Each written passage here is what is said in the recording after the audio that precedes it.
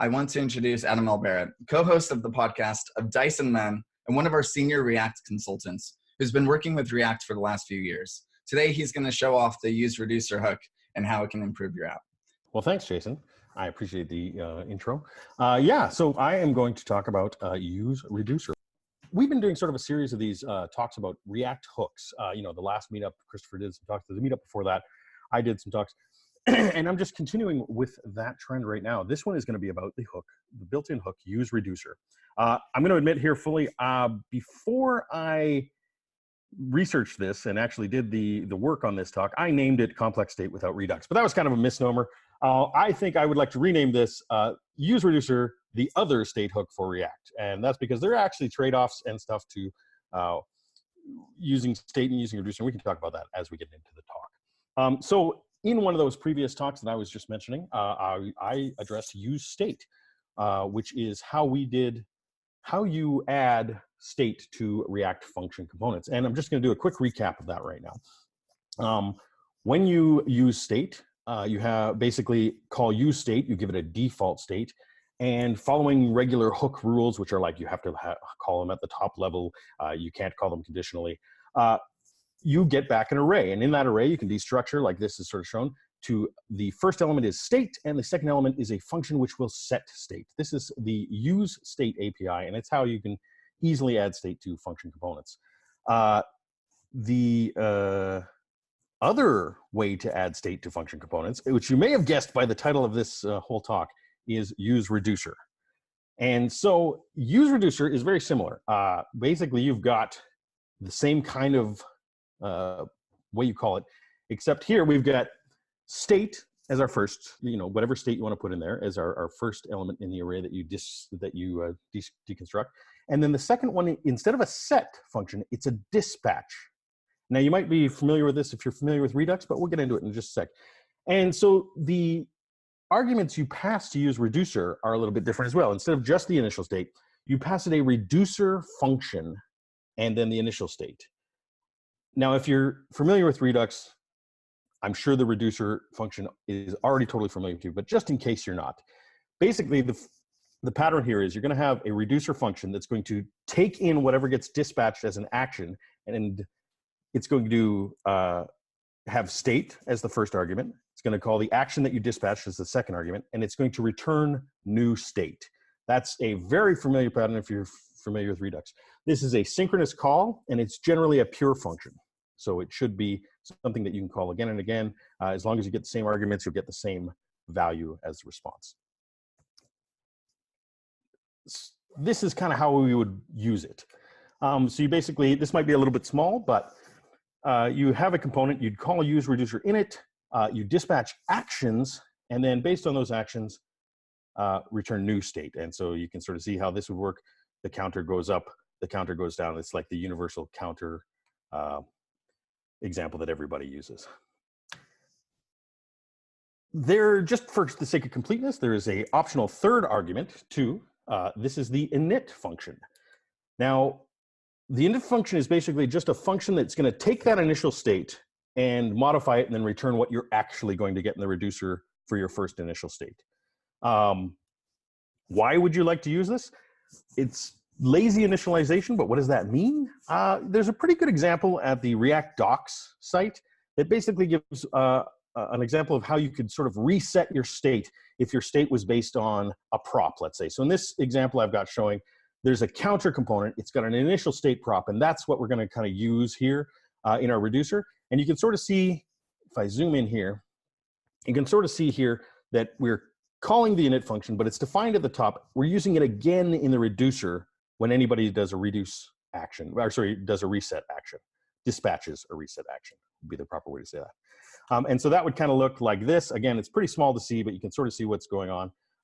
You basically have a counter, and you can reset it to whatever the initial count was getting in by the prop. That's one use. There's probably other uses. To be honest, it's not that common that I can think of one, so I'm going to move on. So useReducer, often people say, oh, well, now we don't need Redux. We've got useReducer hook. Redux is gone. But that's not entirely true. Redux really does solve a totally different problem than useReducer. Redux is about having a single store that you can rely on for your state. It's about, extracting that, doing all your state modifications away from the components. It's about, it has things like middleware and, a way to do sort of side effects and asynchronous behavior. It does a lot more. And it also sort of has the context API where you can basically hook into any component in the tree. This is not that. useReducer is about local component state. So it's just the state that's directly related to your component here in your UI. Another difference from Redux is maybe just a little bit more conventional, but it's about dispatching actions. So in Redux, there's sort of grown this convention over time that the actions have become almost standard actions that you dispatch. These are usually serializable. They have a type. The type is usually serializable as well, like a string, so no symbols and stuff, and a payload, and occasionally they will also have some a meta property as well. That has sort of become the standard Redux action. Now with useReducer, you don't have to follow that at all because you're not trying to fall into a story. You're not trying to reuse with other components. You're basically just using it in your own component. So you know which reducer that's going to handle. So you can just do whatever you want. So in this case, I did sort of the same thing as the previous slide, but I'm just going to pass an array in. My active user action is, let's pretend it's a symbol even, and it's just the second element of this array is going to be the user that I want to update. And you can do anything you want, really. You can dispatch. It's just going to go into the reducer, and you can handle it from there. So if you were checking on types, you could even just dispatch the user and just, hey, if this is of type user, I'm just going to, in this case, activate it or update it or whatever the reducer is going to do. So that's a little bit of a difference. So the question comes, obviously, or maybe not obviously, but the question seems to appear everywhere. When would you want to use useReducer over useState? And when I went researching this, I read a lot of blog articles, and this is sort of where the title of my talk was wrong off the start. I just assumed people were right, but as I started to get into it, started to break down what I was reading, I was realizing a lot of these reasons for using useReducer were just kind of, not really well thought out. And I'm going to call them myths. Myths for using useReducer over useState. The first one I saw a lot was, if you have dependent state, if you have state that's going to change based on the previous state, it's usually better to use useReducer. And I'm going to call that one a myth.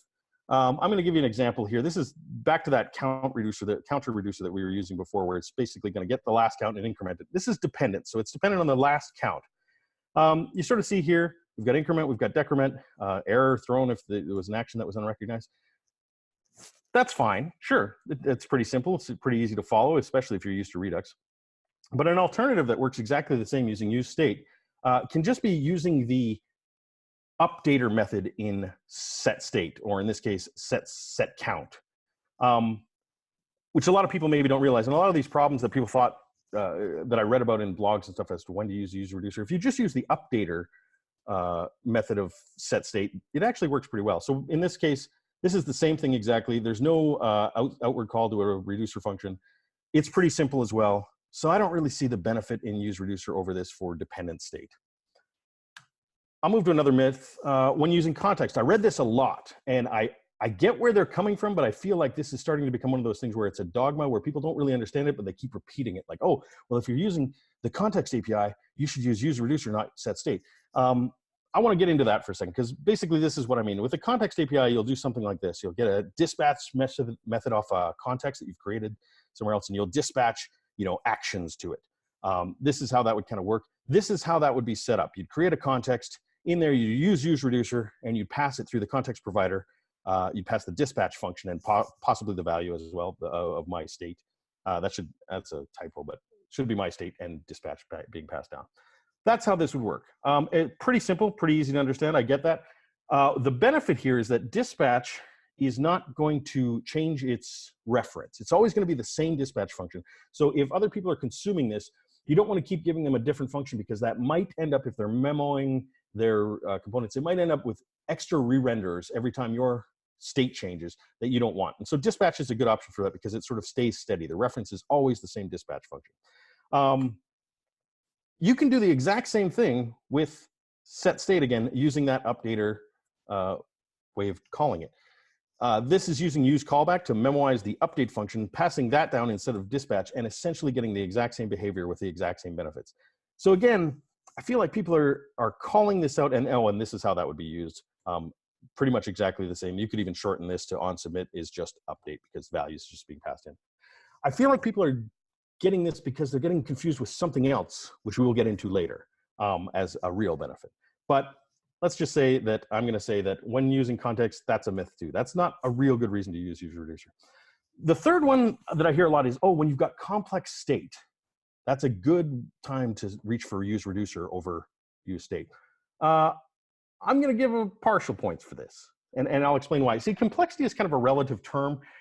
What is complex compared to something else? You know, is it more complex? Is it less complex? Saying complex state is sort of empty-handed. But looking at the example again of, let's say, a to-do, not very complex, but I am just trying to make a point. I only have so much space in the slides. You consider this sort of very standard to-do sort of thing. There's basically add a to-do, mark it as complete, or mark it as incomplete. So there's do to-do, undo to-do, and add to-do actions in this reducer. Pretty easy to follow, not overly complex, but if you look at the same implementation using useState, it almost seems easier to follow. You've got your do to-do function, you've got your undo to-do and add to-do function, and you pass those as actions, and they would just take the to-do, and it looks pretty much the same. So there's really, I would even say that the reducer looks a little more complex because there's a little more to handle. You actually have to handle an action in case it's an action you don't recognize, whereas this, you're providing the functions directly. There will be no uncalled action, so a little bit simpler. But I'm going to give partial points for that, for something we'll get into right away. And I should try and hurry up because I am running out of time. But here's the real reasons to reach for useReducer. So it decouples the UI from the logic. You can sort of see here, yeah, there's extra, typing. There's lots of things going on in that reducer function with the action and whatever. But you'll notice on the bottom there, the counter is all about rendering and all about UI. You can see there's buttons. It's really easy to just look at it and go, oh, that's exactly what happens. Just by physically separating it out, you've kind of got this bound for your mental context. Everything that's happening is happening in that reducer. It's clean, easy to read, and really the UI only cares about dispatching actions and rendering. That's nice. It's good for unit testing. If you're into unit testing, you don't do a lot of the integration stuff.